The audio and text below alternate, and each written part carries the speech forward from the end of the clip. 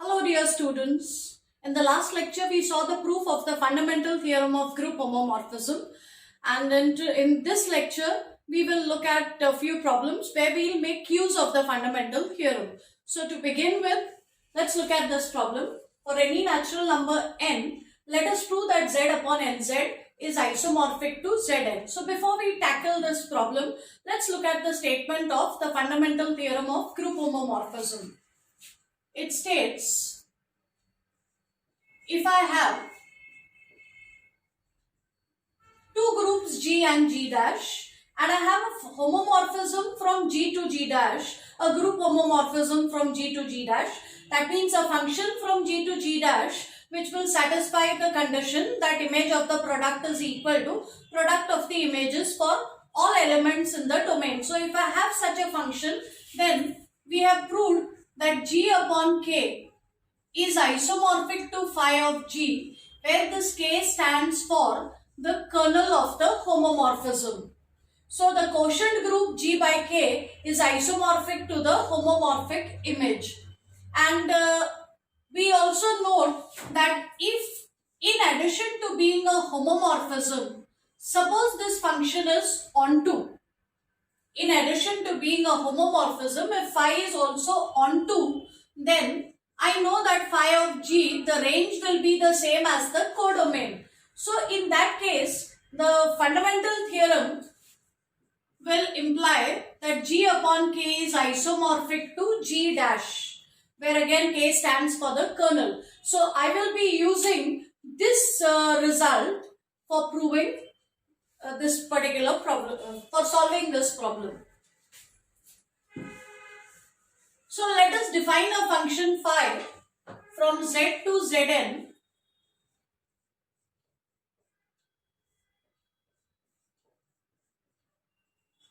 define a function phi from z to zn by phi of a equal to a bar for every integer a. So we define a function from z to zn by phi of a equal to the residue class of that integer modulo n. We have already proved in an earlier lecture that this function does indeed become a group homomorphism. If you do not recall, then I'll leave a link to that video in the description box below. You can take a look at it again. So I'm going to assume that this bit is done. This function is a homomorphism. I'm not going to prove it all over again. Next, let us prove that this function is 1, 1. So I claim that this function is 1, 1. Now, I don't need the function to be 1, 1. Let me prove that this function is onto. I don't need the function to be, in fact it will not be 1, 1. So let me prove that this function is onto. We'll start with an element in the arbitrary element in the codomain. So let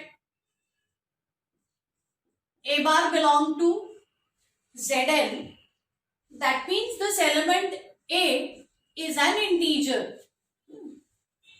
And by definition, image of A is equal to A bar.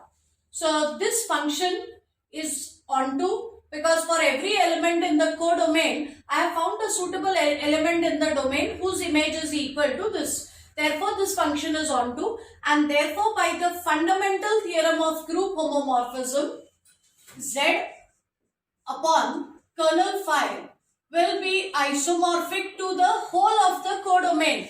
Because the function is onto, we don't just take the homomorphic image over here or the range of the function, we take the entire codomain. So let us now prove that the kernel is the same as nz. So let's recall the definition of the kernel. So kernel phi contains elements in the domain whose image is the identity element of the codomain. Now Zn is a group with respect to addition modulo n. So though it is not mentioned in the problem as to what is the operation on this group, it is understood that when I say Zn is a group, it is with respect to the operation of addition modulo n. And in Zn, the identity of with respect to addition modulo n is 0 bar. So I am looking at all those elements whose image is going to be equal to 0 bar. And let's simplify this. I have defined phi of x as x bar.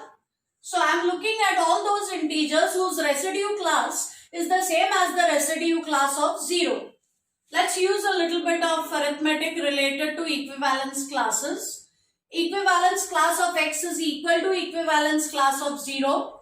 That means x has to be in the equivalence class of 0. And if it is in the equivalence class of 0, it has to be related to 0. All these properties of equivalence classes have been laboriously proved in the chapter 0 where we have done preliminaries. So in case you have not gone through the preliminaries, this is a good time to go back and look at all those videos. But even if you just want to do a quick memory check, I'll leave the link in the description box below. You can at least look at that specific video where you will get the properties of equivalence classes. So I'm looking at all those integers which are related to 0, and this relation is the background relation in Zn. In Zn, the residue classes all arise from the relation of congruence modulo. So when I say x is related to 0, the relation that I have in mind is the congruence modulo 1. So x should be congruent to 0 modulo n.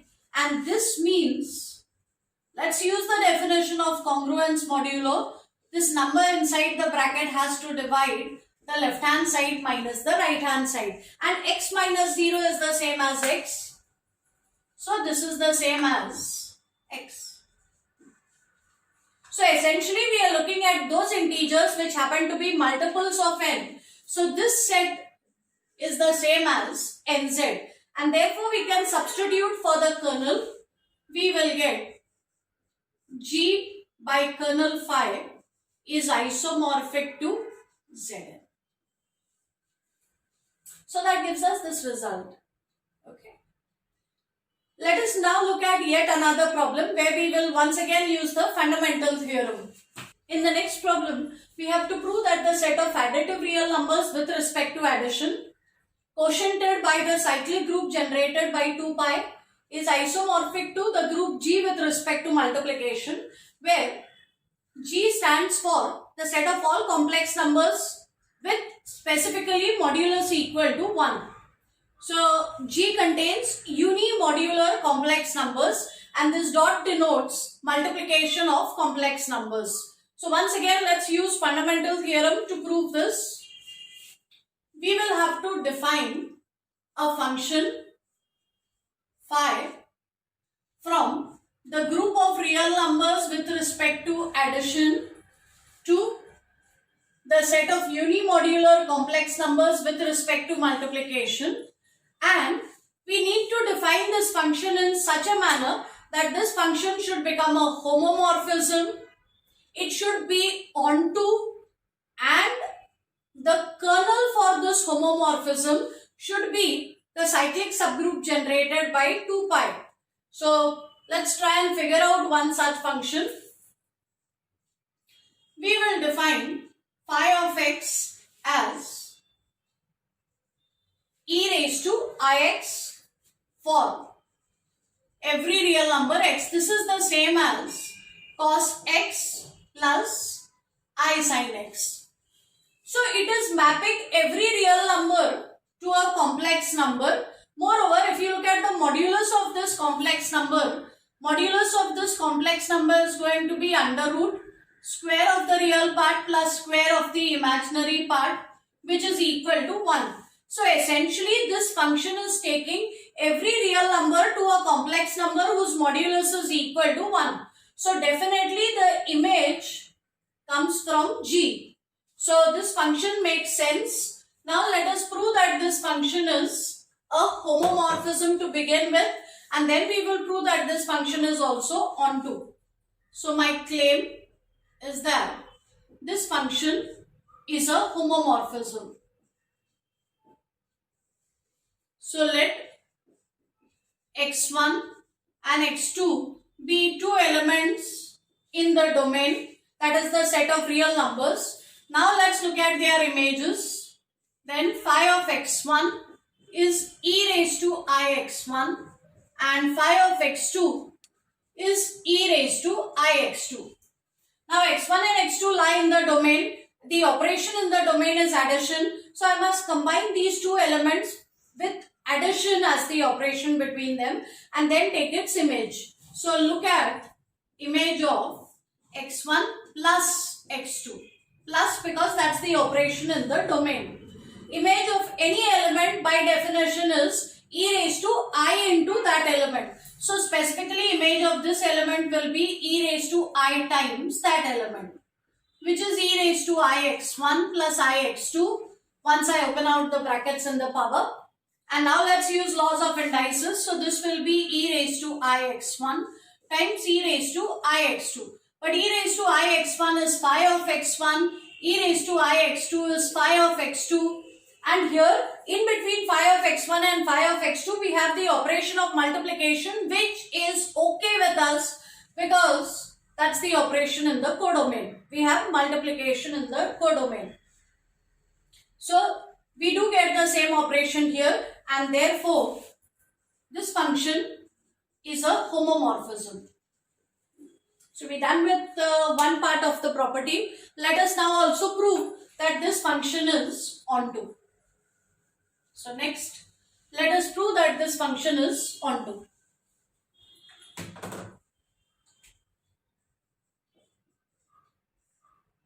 So let's take any element in the codomain. An element in the codomain will have to be a complex number, and it has to be, more importantly, a unimodular complex number. That means it's going to be of modulus 1. So I start with any number in the codomain. It will be a complex number whose modulus is equal to 1. And my aim is to find an element in the domain, a suitable element in the domain whose image will be equal to this. So firstly, I know that every complex number can be written in the polar form. So I write this complex number in the polar form. Polar form is r e raised to I theta, and here r stands for the modulus of z, but in this set the modulus of every complex number is 1. So r will be equal to 1, and theta stands for the argument of z. So I can write z as, because it is in G, modulus of z is 1, so r is 1. It will simply look like e raised to I theta. Theta stands for the argument of z. Clearly theta is going to be a real number. And now I have managed to get an element in the domain. Let's use the definition of the function. We know that phi of theta is e raised to I theta, which is equal to z. So for every element in the codomain, I have managed to find an element in the domain whose image is that element. Therefore, this function is onto. And if the function is both a homomorphism as well as onto, then by the fundamental theorem of group homomorphism, the domain group divided by the kernel, quotiented by the kernel of the homomorphism, is going to be isomorphic to the entire codomain, because the function is onto. If it is not onto, you need to take homomorphic image over here. So the domain group quotiented by the kernel will be isomorphic to the homomorphic image. In this case, it's equal to the codomain. Now the only thing that remains is to prove that the kernel is the same as the cyclic subgroup generated by 2 pi. So let's try and find out the kernel.